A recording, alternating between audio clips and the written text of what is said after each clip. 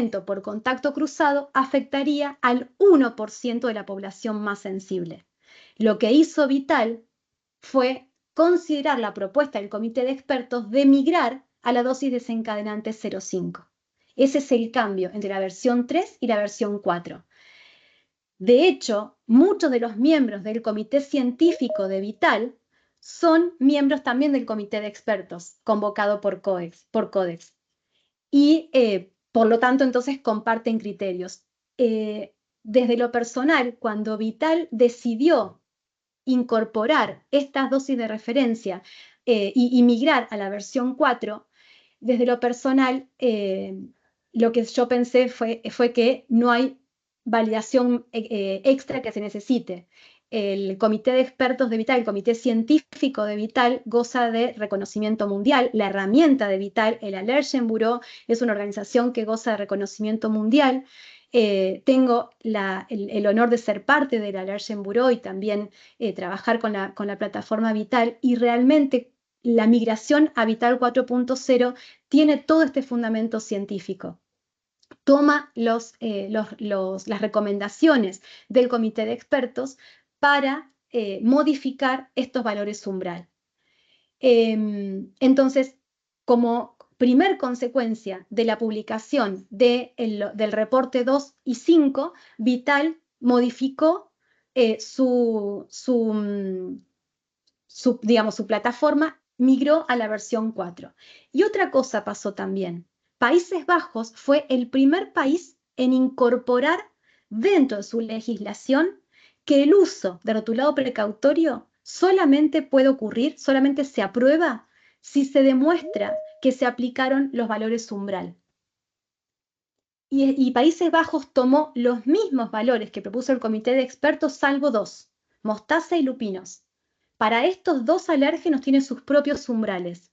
En todos los demás casos, que de hecho toma 14 alérgenos, igual que Australia, igual que los países de Europa, para los demás casos tomó los mismos valores umbral que propuso el comité de expertos y que están también en Vital. Entonces, Países Bajos, esto lo publicó el 1 de enero de 2024, las empresas tienen hasta el 1 de enero de 2026 para adecuar todo su rotulado precautorio y demostrar que solamente usan puede contener cuando aplicando la metodología, aplicando los umbrales, no pueden garantizar que el contacto cruzado esté por debajo de este valor umbral.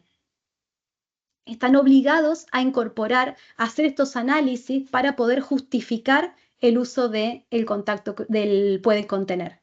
Es el primer país que tuvo esta iniciativa.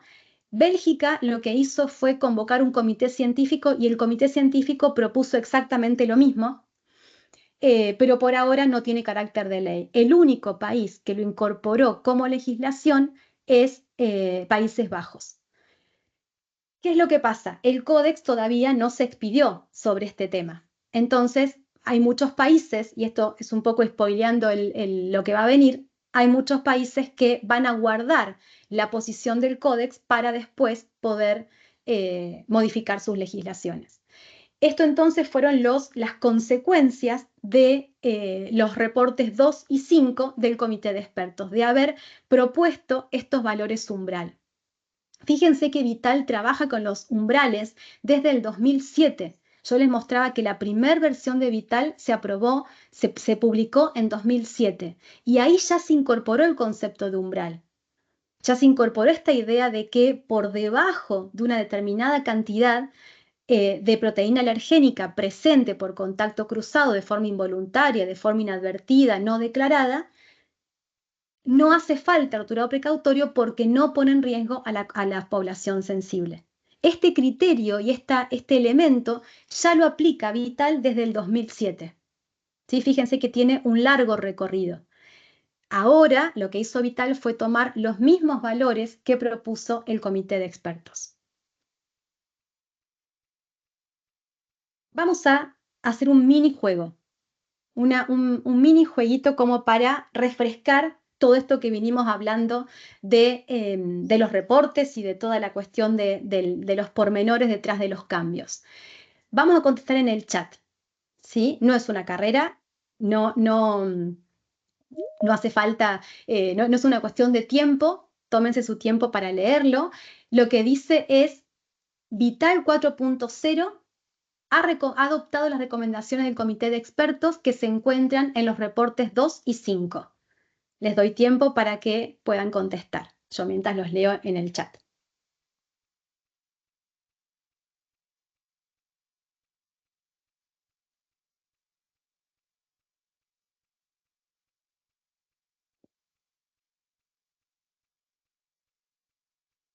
Muy bien.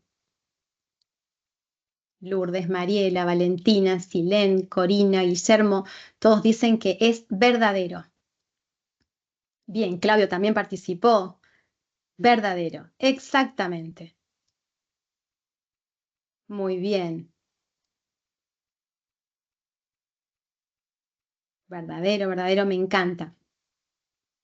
Exactamente, ¿sí? Vital 4.0 se basó en estos dos reportes para llegar a la versión 4.0. Perfecto, muy bien. Bueno, vamos a un segundo verdadero y falso. Esto no termina acá. Vamos al próximo. Les dejo que lo puedan leer.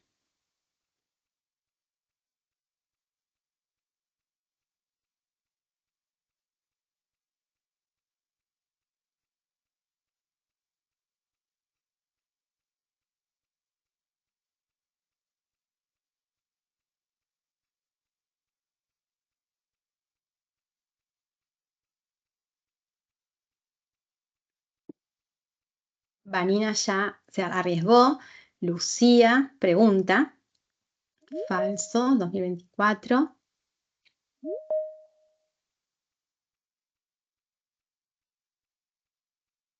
Sol, Jessica, Vero, Maritza, Natalia, todos dicen que es falso. Claudio que es falso. Ale que es falso.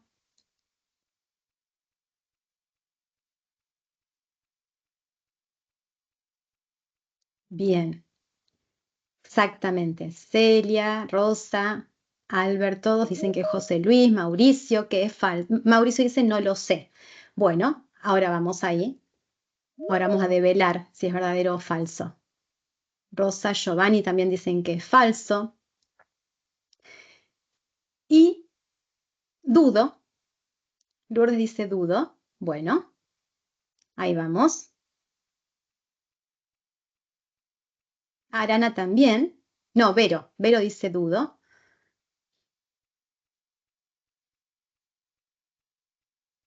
¿Alguien más? ¿Arriesga? Esto es genial. Gracias a todos por participar. Buenísimo. ¿Saben cuál es la respuesta correcta? Que es falso. ¿Por qué?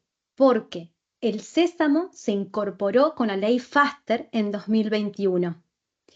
¿Se acuerdan que yo les conté que a partir de ese momento las organizaciones, muchas organizaciones, como se vieron en la necesidad de gestionar el sésamo, ¿qué hicieron? ¿Quién se acuerda? Las organizaciones, ¿qué empezaron a hacer? Pueden abrir el micrófono, escribirlo en el chat. ¿Quién se acuerda qué pasó? Empezaron a utilizar el sésamo en sus ingredientes para no tener que gestionarlo. Exacto, Rosa, perfecto. Entonces, sí, perdón. Mariela también dice utilizar el sésamo como ingrediente, Carla también, lo agregan para no declarar, dice Ale. Exactamente, ante esta situación y ante las denuncias reiteradas de los colectivos de familias con alergias, es que en respuesta justamente y para que nadie diga no sé cómo gestionar el sésamo, la FDA publica este capítulo 11, esta Biblia de la gestión de alérgenos, con el paso a paso súper detallado para justamente fortalecer las habilidades de las organizaciones y que nadie pueda ampararse en no sé gestionar el sésamo y deje de agregarse el sésamo como ingrediente en reemplazo de la gestión. Magda dice, ¿la ley FASTER solo se aplica en USA? Sí, solamente se aplica en USA. La ley FASTER es una ley exclusiva de Estados Unidos que se publicó en 2021 y tuvo su periodo de adecuación hasta 2023. Y el mayor de los cambios fue la incorporación del sésamo. ¿sí? Así que este es falso, ¿sí? Fue en respuesta fue como consecuencia de la mala práctica de las organizaciones que se publica este capítulo 11, ¿sí? Seguimos. Uy. Vamos ahora a esto que yo le llamo detrás de escena, pero que en realidad lo que estamos haciendo es sumar contexto, entender a qué se deben estos cambios, a qué responden todos estos cambios. Veíamos en la línea de tiempo que hubo una aceleración en las modificaciones de la legislación de alérgenos a partir de 2021.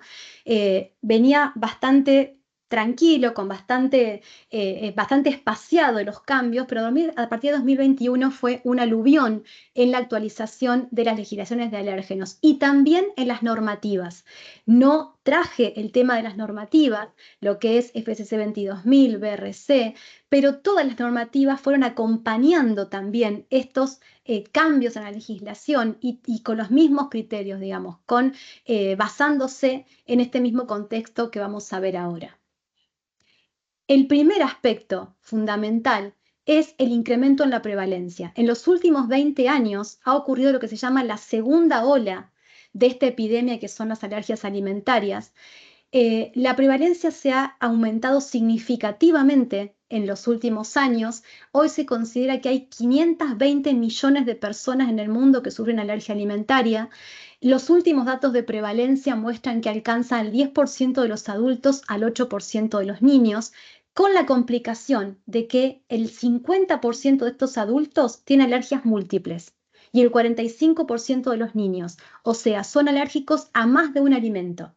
Más complicado todavía vivir con esa condición. Se considera que hay 1 billón de personas con enfermedades alérgicas, acá están comprendidas también las alergias respiratorias, y la proyección es 4 billones para 2050. La evolución de las alergias acompaña en todos los casos la mayor urbanización de las ciudades, el desarrollo económico de las regiones. Estos cambios de la vida moderna lo que han hecho es incrementar la prevalencia de las alergias significativamente. Entonces, sin duda que los cambios en la legislación de los distintos países se hacen eco de este primer motivo, el incremento en la prevalencia. Hoy la alergia alimentaria es un problema de salud pública y nadie tiene dudas de eso, por lo tanto las legislaciones acompañan incrementando los requisitos, levantando la vara, justamente para salvaguardar, para cuidar a la población alérgica. Miren esto, pero se pasa una. Este es un gráfico reciente que publicó una organización de Estados Unidos que estudia y que está buscando una cura para las alergias alimentarias. Food Allergy Science Initiative lo que hace es básicamente tiene un grupo de científicos que lo que están haciendo, están abocados a encontrar una cura para las alergias alimentarias, para lo cual primero tienen que entender el mecanismo, que todavía es desconocido del todo. No se conoce del todo el mecanismo de la respuesta alérgica. Obviamente, para poder encontrar una cura hay que conocer a detalle esos mecanismos. Es un mecanismo muy complejo y en eso está esta organización. Hoy se cree que hay 32 millones de estadounidenses con alergia alimentaria.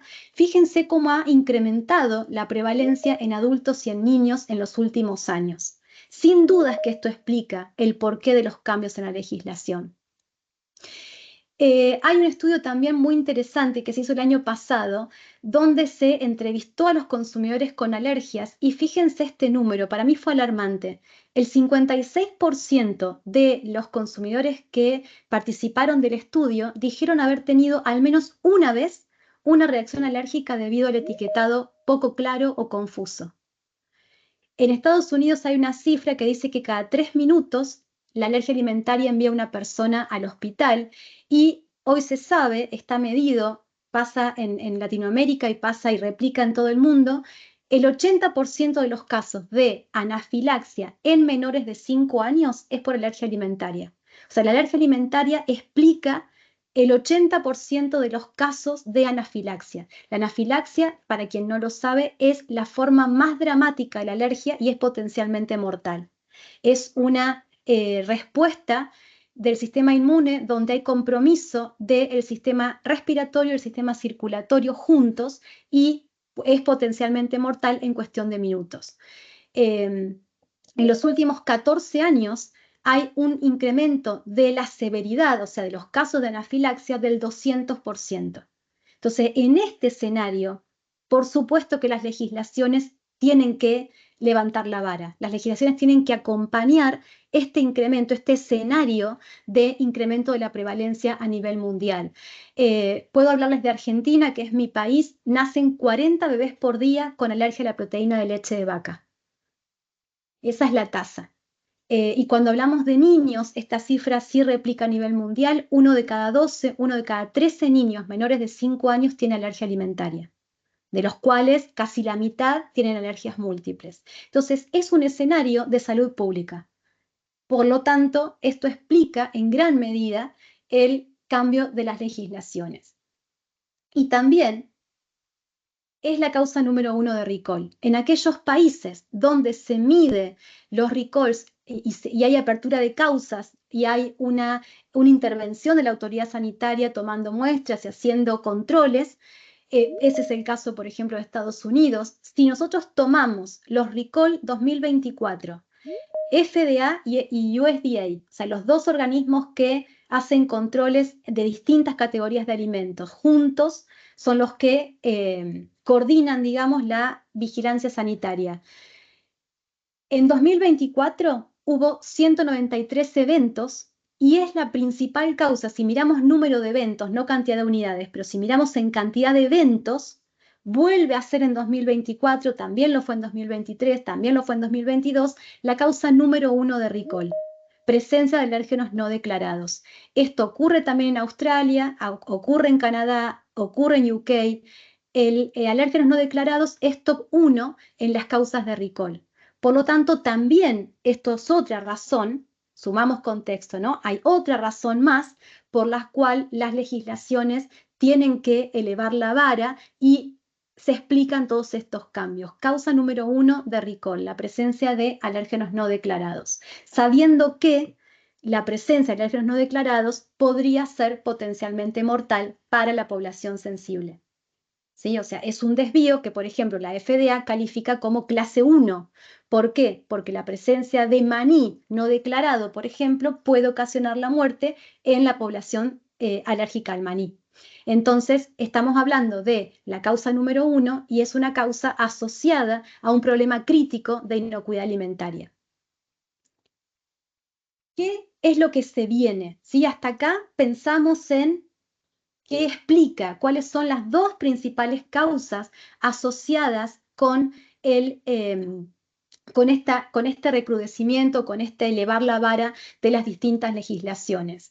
Antes de pasar al coming soon, les pido, vamos a refrescar estas dos cosas. Si me tuviesen que decir cuáles son las dos razones por las cuales que explican, digamos, este contexto de cambio en la legislación, este backstage, este detrás de escena, ¿quién puede, quién se anima? Ojalá las 106 personas que estamos acá puedan contestar a qué dos factores se debe o responden los cambios en las legislaciones de los distintos países. Dos causas que vimos recién. Ale dice prevalencia y recalls. Bien. Magda también, aumento, prevalencia.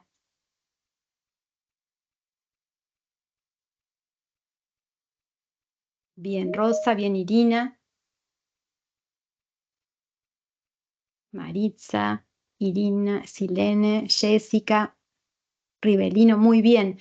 Exacto, aumento en la prevalencia y aumento en los recalls. Severidad de los casos es un tema de salud pública, aumento de las alergias a nivel mundial. Perfecto. Vanina, es un tema de salud pública, perfecto. Muchas gracias, muchas gracias. También haciéndose eco de esto que ustedes están diciendo, las normativas. Para BRC, la gestión de alérgenos es un requisito fundamental, es uno de esos pilares del sistema de inocuidad alimentaria. FCC 22000 en su última versión, la versión 6, puso quinta fondo en los requerimientos en la gestión de alérgenos. O sea, también hubo un acompañamiento de las normativas. Este mismo elevar la vara. justa y por la misma razón, por los incrementos en la prevalencia, en la severidad y por ser la causa número 1 de recall. ¿Qué se viene? ¿Qué podemos esperar en los próximos meses o esperemos que sean los próximos meses o quizás en los próximos 3 años, un horizonte de aquí a 3 años?